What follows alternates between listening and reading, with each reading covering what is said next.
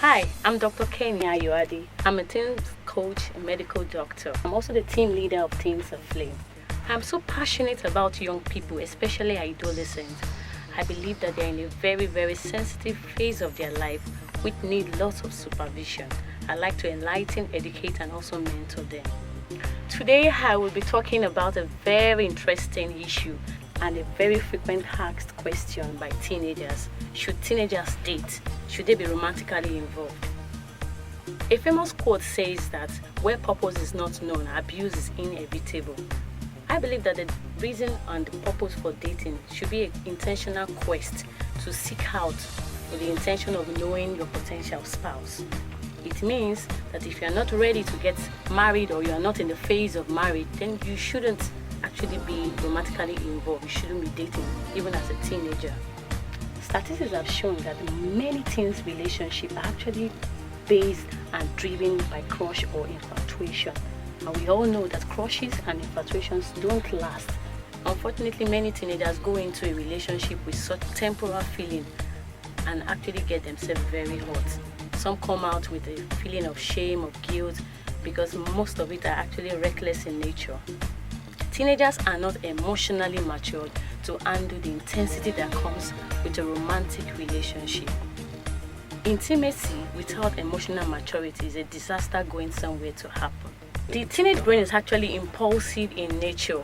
New things are beginning to develop as they go through life of self-discovery.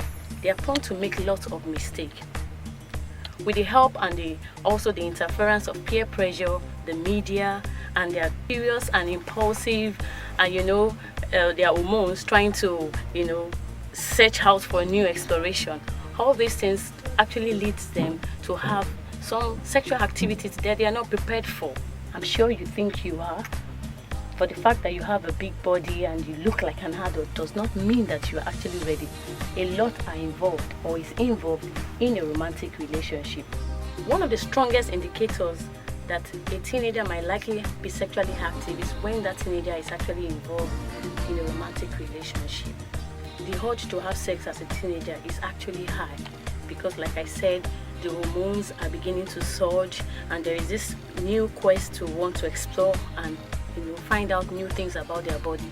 Most of it leads to unwanted pregnancy, some STI, sexually transmitted infection like gonorrhea, syphilis, and even HIV.